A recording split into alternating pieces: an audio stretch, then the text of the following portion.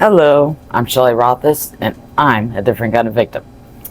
Okay, instead of doing part 6 continuation, I'm going to stall that because I want to give an overview based upon domestic violence culture that I have been bringing up and trying to teach about based upon my personal story and what I see as the flaw not only within the mental health field but also within society as a whole.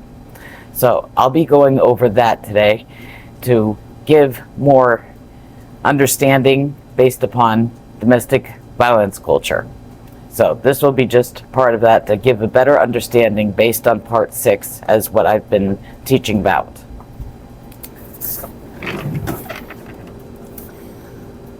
An example of how people automatically assume and also judge others that promotes domestic violence culture based on the type of relationship that person is in. The stigma that the male gender has on them is a huge part of why and how abuse continues in all areas of abuse. Why? Because most people automatically think of a male when referring to any type of abuse. How is this a part of domestic violence culture? Because it spreads the myth that abuse is less likely to happen to males and mainly happens to females. So just like most assume that abuse mainly happens in intimate relationships, is the same as how most assume that males are more likely to abuse over all females, which in turn negatively affects a numerous number of victims based upon this belief or myth.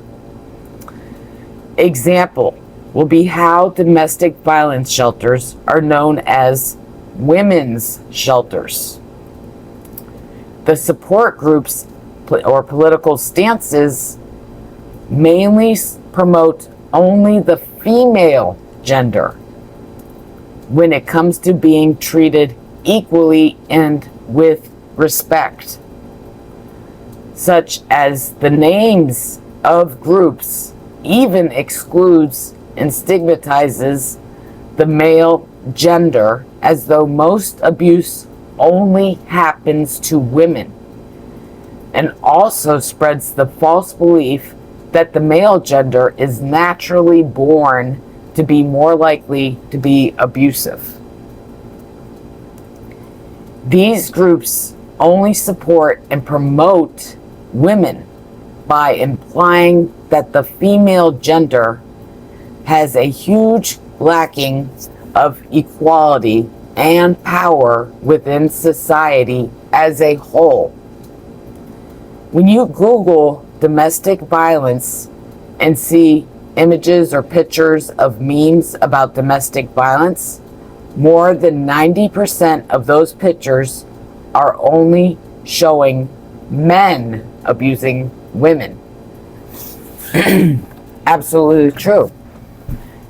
I myself am a victim of abuse, but you know what? It irritated the living crap out of me whenever I would, research domestic violence, even during my, escape time, and, even support groups, women this, we need power, we need equality, we need to stop abuse happening to us, blah, blah, blah. Even the names of groups, it was really, saddening to me and frustrating. Because I know that these myths, even those myths that, may not apply exactly to my situation, they actually do. They may not seem like they do, but they actually do. Because now I'm going to give an example as to how these myths actually promote abuse in all areas. Now, when people believe lies that are spread, even people that are victims of abuse actually spread these myths and actually believe them themselves.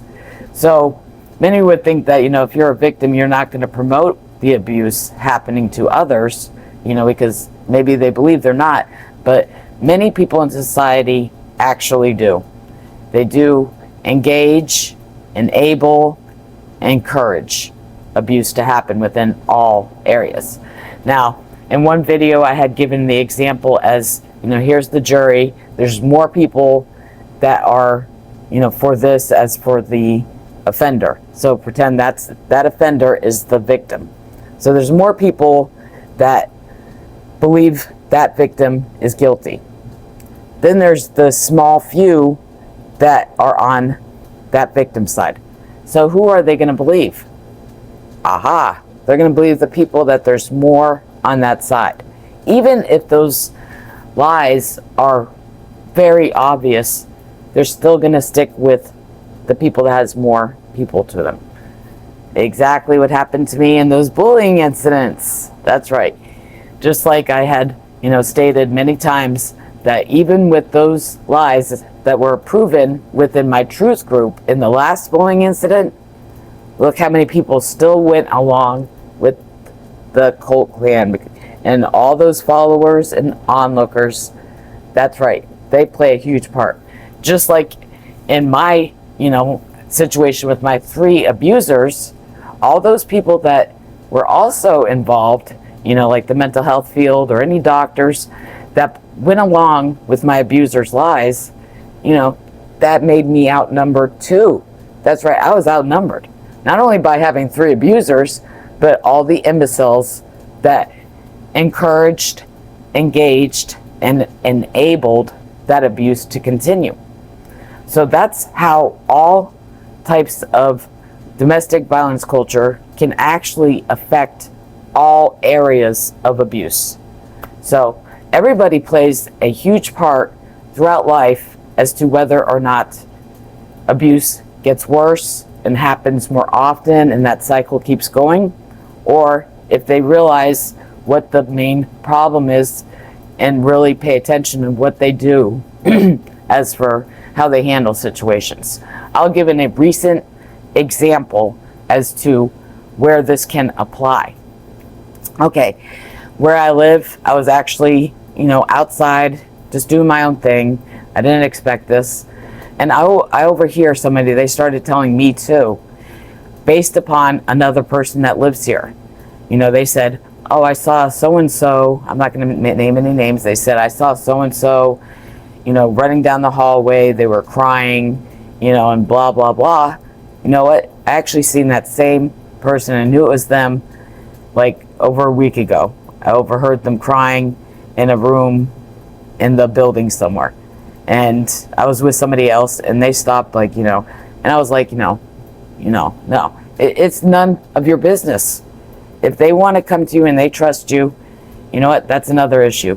But I'll be getting to. As to when somebody trusts you and opens up and you do the total turnaround on them. That's another reason why it's hard on victims to even come out, is out of that fear of being turned on. And I'll give a little hint to that. That would be Ken, since he was the first person I actually opened up to based upon my abuse and everything I've gone through. And he did the turnaround, which is why I was traumatized. So back to the story. Okay, so I overhear these 2 women, blah, blah, blah about this incident, that this one scene, she's telling this one person, and she's like, oh, well, she must have had a, fight with her husband, and he must have did something, or blah, blah, blah. They're not even married, but, still they're in an intimate partnership. So, she's upset because he's abusing her. It's most likely that men, abuse. So that must be what she's upset about, right? So I'm thinking that, how the heck do you even know why she's upset? There's many things that people could have problems with, and just because she went to a friend's house, that's what they said. They said, well, she went to so-and-so's apartment to talk, so that must mean that she was talking about her, partner, that they just had a fight. How do you know that that's the reason why she went there and that's why she was upset? Everybody has certain people that they can feel comfortable with to open up with. That's how I felt about Ken. I honestly did feel comfortable opening up to him. It wasn't something I planned, it was something that happened and how I felt. I actually felt like I could be safe with him. That's another flaw that I'm gonna, bring up, which deals with domestic violence culture. Okay, so first I'd like to, bring that up too. Another thing would be is that people that are in relationships and it was abusive ends up being toxic. The myth would be is that, most people would think that it was like that from when that person first met them or even knew them from the beginning, and that's how they were, and they were abusive. Is that true? No. So where does that lead to? That brings me to where people will judge the victim and say, God, they're so stupid. Why the heck did they even get in a relationship with them or become friends with them or marry them and blah, blah, blah. All those judgments and everything else that, that victim is feeling the same thing. Fear versus pride. That's exactly right. That's how I felt. Even with the relationship that I had with Ken. I'm sure people are still thinking that, and I mean, believe me, I still say that to myself and think, God, how did I end up being friends with him? But you know what? Like I stated, abusers know right from wrong. Does that mean that Ken always treated me like that? No. When we first met, he was very respectful. He was empathetic. He actually showed that he cared. Do I believe that Ken is a horrible person altogether, like that's just who he is? No. I actually think, just like I feel about my father, I think that him, based upon what I know of him, deep down inside, he is a great person, just like my father. Very smart, very caring, and has so much to offer. I had actually wrote Ken a letter, and I meant every word of it. I really hope that he finds that within himself to bring out that person who he really is. Just like I feel the same way about my father. I believe that deep down, my father is a very great person, and he has that inside of him. But he's letting, of course, the cult leader keep him that way. But, I shouldn't say letting, he's allowing. That's right, you make the choice to be an asshole. Just like Ken, even after all those years of being that good, friendly dork, he chose to change and become an asshole. And that's when it became toxic, our relationship. Like I said, I noticed him becoming closer to that cult clan, and I was thinking, is that going to change him? It's like, I really believed it would. So that's why I kind of stepped back, and that was a long time ago. That was years ago when he first started getting involved, became from a follower to a clan member. And I tried to nudge in, and I thought, I said I didn't believe he would, totally defend me, but I had a little hope that he might actually step up and actually do the right thing. But as we've seen, that turned out to be the opposite. And of course, that goes along with, even though he's seen the lies and the proof, he still went along with the larger group where I was outnumbered. So, as you see, being outnumbered applies to many incidents, of abuse and why it continues. And all those people that follow that bigger group of lies, those people are all a part of why abuse continues in all areas. And that cycle keeps on going around and around.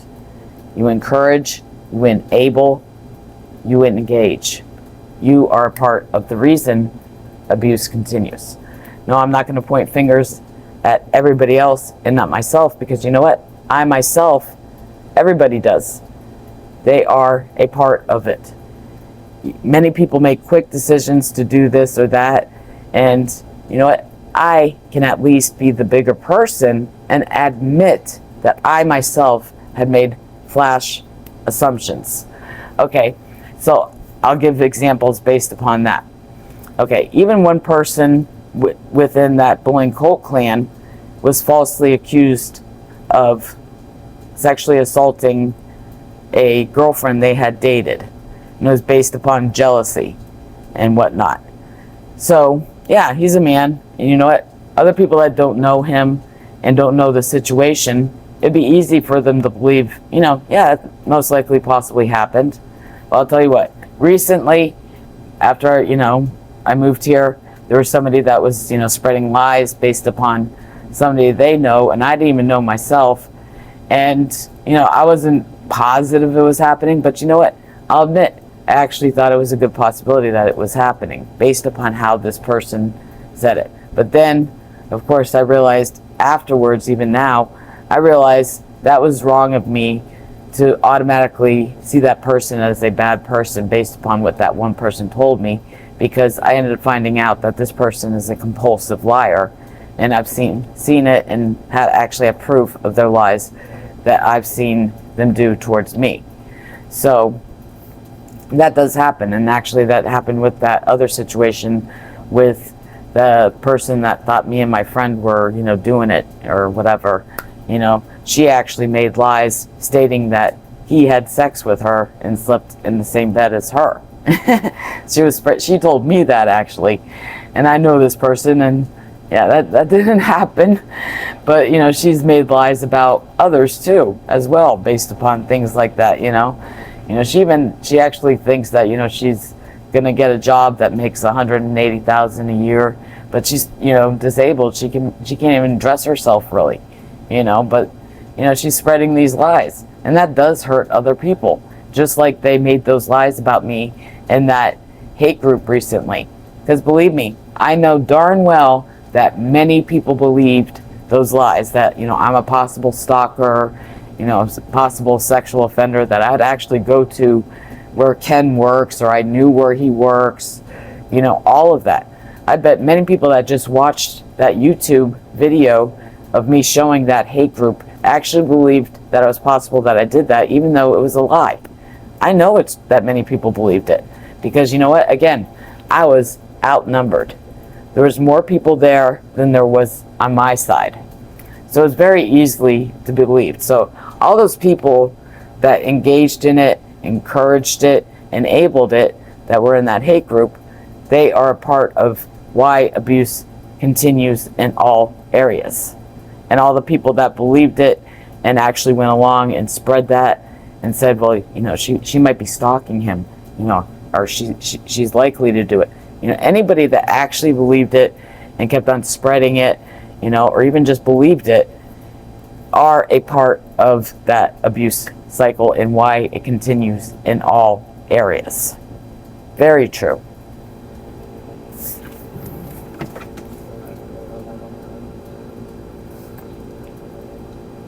So what was another thing that I noticed that I just read about? It's very true. Whenever I looked up, domestic violence, it was always pictures of, men hitting women in those memes. Even the group names and everything else, it was all based upon women, that they need more power, blah, blah, blah, Well, it's going to be a little funny joke. I'm sure that the three males are going to be cracking up at me and laughing at me. I was like this as a kid too. I'll just say that right now. I've always felt that, I could kick anybody's butt if they try to harm me. But it's true, it's like, I would actually find that really fun. I actually meant that, when I told John Paul that I wanted to wrestle him, I challenged him, because I actually wanted to be a wrestler since I was a little kid. But I would have loved that, to wrestle a man. That would have been great, I would, oh my gosh. Okay. Anyways, but, hey, if I had, the chance of, it would be legalized, there'd be a referee. That way, they don't get hurt, in a bad way, based again, with the rules of wrestling. But you know what? I could take on, John, Ken, or William. I could easily kick their butt. I could. I just know it. I just know I could. So I think they know it too. I've always been good with never being afraid of physical. Heck, even my 3 abusers, I could take them on. That'd be a piece of cake, easy. That's why they always just emotionally and verbally and psychologically abused me. That was their only way they could do it. Because look at me. It's like it's like, so just for the fun of it. Actually that sounds really exciting. It's like that'd be great. Have a wrestling match. it's like, I know that they were planning to come to Florida to, kick my butt. They wanted to kick my butt, as I said in that hate group.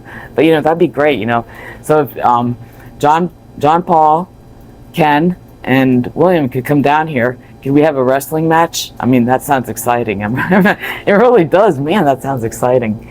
Just for fun.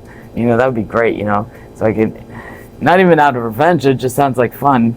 Yeah, I actually wanted to be a wrestler. I still remember when I was a little kid and I'd watch, wrestling, and, it was just so great. I mean, I could see myself up there, it's like, oh my goodness. If only I actually had that shot to do it, I should have done it, but I didn't have that in me, my self-esteem to, actually go through with it. So, hey guys, John Paul, Ken, William, that'd be great, we could have a wrestling match, maybe we could have our own show, of me going against the three of them. Man, that'd be so awesome. Okay, I'll stop. Anyways, seriously, that's just me, I love wrestling and I've always wanted to be a wrestler, so, hey, come on, give me my dream. That'd be great.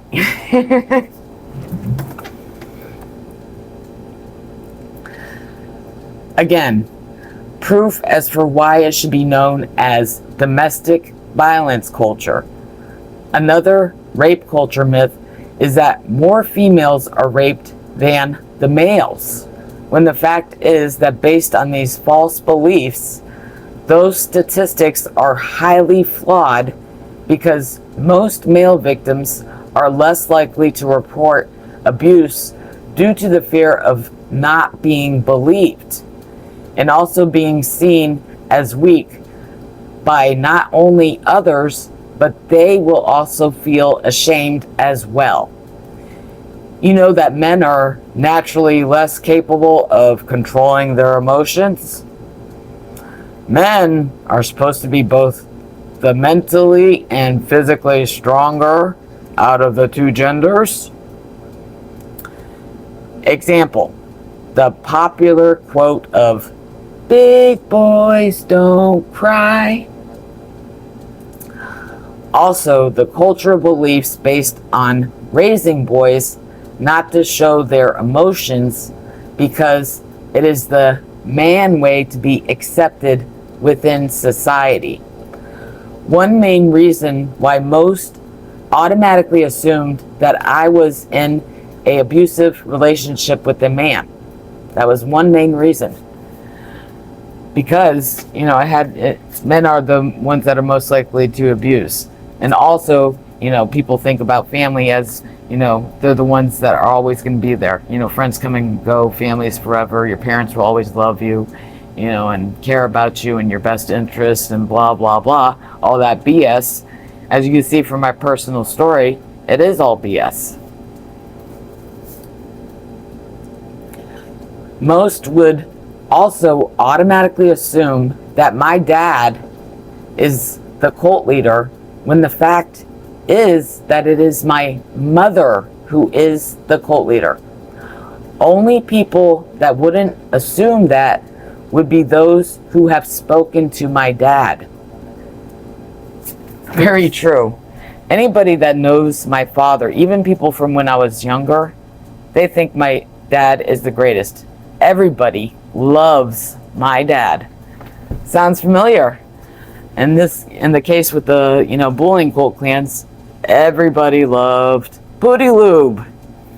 Well, my dad, that's a little bit different because he wasn't the cult leader. It was actually my mother. Most people didn't like my mother or my sister, based on what they've been told, even from people who remember me from when I was younger. They even seen it. They were very obvious in their abusive ways and their personality. Many people noticed that, they would even tell me. And as for my father, people saw him as the caring one, the very good person. Even now, after knowing my situation and based on what I've told them, there's certain people that actually know him in person, and they would, certain ones that would say, well, your dad's really a great guy, you should, at least see him again, and da-da-da. I do want to see my father again, but I'm not going to sit there and say he didn't do all of that stuff in the back and just, throw it away as though it didn't happen. Like I said, I'm not going to be that Matt anymore and just accept it and tolerate it. I have to accept that he is who he is, that he chooses to be that way. You know, I still love my father, but I can't make myself out to be that Matt anymore and just accept it. But yes, most people think the greatest of my dad. Let's just say when we lived here, you know, we lived in this community, and actually everybody always wanted my father. It was a, you know, community we lived in, and everybody wanted my father to be the president. Almost every single person, I should say, you know, because they seen him as being a good, morally ethic person as to how he treated those people. He has that, you know, ways. I mean, you would always think that he's like a really great person. And it's very true, because like, I remember when William actually contacted me after I had escaped, you know, even he was shocked that, you know, based upon what I say about my own father, that, you know, that he can't believe that my father actually was abusive towards me. You know, it was hard for me to believe. It still is, you know, based upon, like I said, he's the only one I have good memories of out of the three of them. It's very hard for me to look back of what I seen then as a child before he became like my mother, a copy of her, and chose to be that, you know. So, you know, also that would go back to, which I'm going to be reading about, is, you know, when you see pictures of people with their abuser, or they tell you stories, you know, you think, you know, wow, that couple's in love, you know, that's a really happy family, you know. Yeah, you know, that was happened during the time I was trying to escape, even after, you know, proof of abuse situations that my father was involved in. And they've seen, you know, pictures of me, you know, with him or hugging, you know, oh, I see the love and da. Well, you know what? A lot of the skeletons were hiding in that closet, you know. I do love him. Yes, there is love there, but I'm not going to just forgive and accept what he has done to me. I will love my father forever and always have those good memories of him forever, and they'll always be in my heart. And I do hope that someday he does make a turnaround and, you know, will step up and have that person that's deep down inside of him come out, that I know is there. Do I see that within my mother or sister? No, they're too far gone. My sister is like a, you know, duplicate of my mother put together. And, you know, but my dad, I believe that he got into a bad situation with getting with my mother in the first place. You know, even then, you know, with that, based upon that, it's his wife, you know. Even actually recently somebody said, well, that's his wife, you know, he's, you know, basically he has to stay with her, you know, cultural beliefs, you know, that's his wife, you know, by the laws, you know, based on religion, you know, even if you're not religious, people hold on to those cultural beliefs. You know, it's your spouse. You have to stay with them till death do you part. You know, that's another reason why I don't want to get married. You know, yeah, you know, even if they're, you know, treating you like crap or abusing you physically or this and that, you know, yeah, stay with them. You're married. You better stay with them, you know, because that's the rule, you know. Otherwise, you're going to be looked at in shame, you know. You're a bad person for leaving that, you know, spouse, you know. You know, he's that oh man. Very common belief that people have based on cultural beliefs in our society.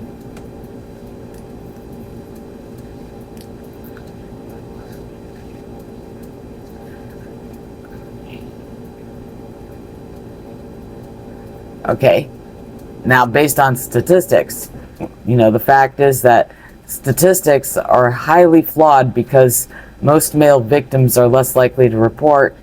You know, that's very true because they feel ashamed, you know, and, you know, those are just statistics. You know, they get a bunch of people here, or based on what they've heard from through these agencies and the mental health, you know, as to how many victims they've had of rape, you know, that's just, you know, just like science, it's a theory, you know. There's no positive proof.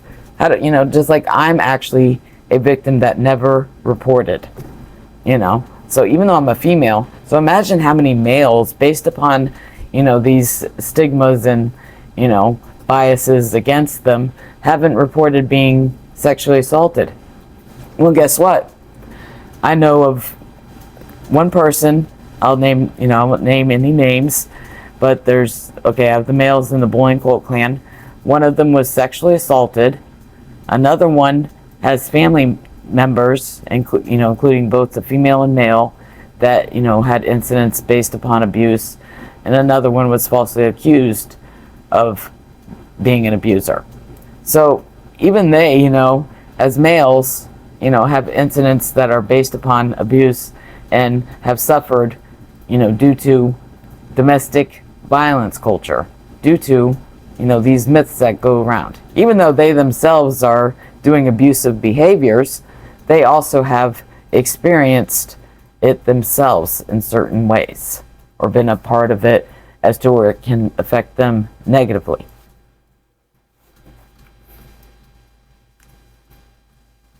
And the big boys don't cry, that's very well known.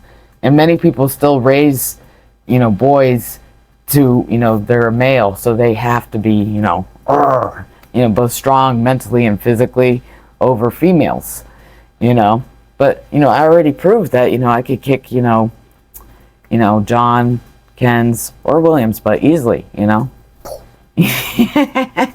Well, I could, okay? That's right. No. Anyways, hey, it would be just for fun, okay? I'm not violent, but, that would be great, man. Okay, I'll stop. I'm getting too excited.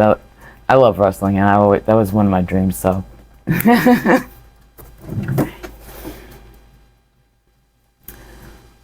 One main reason why most would automatically assume that I was in an abusive relationship with a man was because of those myths based upon men, and they got testosterone in them, and that's what makes them naturally easier for them to get mad and be abusive. You know what? I could get mad easily too.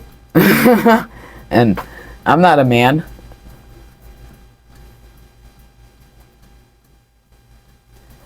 And just like I was, discussing with the pictures. So just like many will automatically assume that a person has a healthy relationship with someone just because they look happy in a picture taken with them and their abuser. This is very true because everyone automatically assumed that only my mother and sister abused me, because not only do I look happy in pictures with my father, but I also always spoke very highly about my father to others. Believe me that there are a lot of skeletons that have been well hidden in that closet.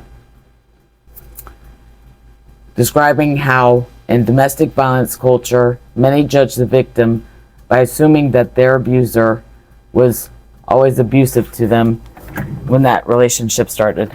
As I've just stated, with my father, he wasn't like he is now. He got worse and worse. Like I said, he's the only one I have good memories of, and he was a good man. And I did look up to him, and I saw him as being very intelligent, very caring, very loving, and just a great father. And I really loved that man that I seen way back when I was a young child. Same goes with Ken. He chose to be an asshole, as I stated in another part recently in the video. He chose to be an asshole, like the little joke I made about the, marriage or whatever, just joking around, that we're getting married and how it would go, Yeah, when I met him, years ago, he was a great person, one of the best people I ever met. He was very smart, and his words were very inspiring, and, it was just interesting to talk to him, and it seemed that he actually was empathetic and had good morals and ethics and was a very humane person. And like I told him, I actually believe that if he brought that out of him, he would actually not only benefit others, but himself as well. But like I said, you can't, it's not like changing diapers, you can't change that person's diapers. They choose to, keep on having a shark-filled diaper, like Ken's pants are filled with, shark balls, balls filled with sharks. you make that choice. Same goes like with my father, same goes with Ken. You make that choice to be an asshole.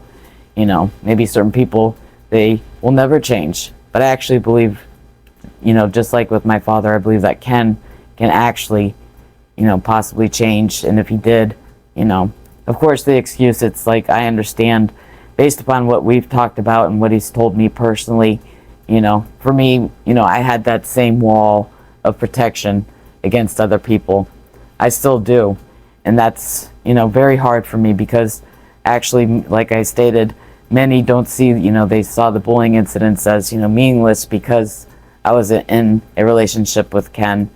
But it actually did affect me really badly. I mean, it's, personal. I hate to bring up this topic. I'm not good and comfortable talking about it. But as for like relationships, intimacy, even though I wasn't in an intimate relationship with Ken, I can honestly say for the very first time in my life after that recent bullying incident, I have absolutely no desire for any intimate partnership in my life. I have absolutely no desire, and I have no feelings of wanting to have any intimacy and that type of closeness. I feel very, it's just very scary to me, and it just makes me, anxious. And many people don't understand that. They think that they could change that by being really nice to me and really good to me, but it's not going to change that feeling. That's one of the things that, traumatized me based on the recent bullying incident. And I was talking to a friend outside, and even she actually understands. She told me, she said, well, you know what? You opened up to, Ken, and he was the first person that you felt safe enough to do that with.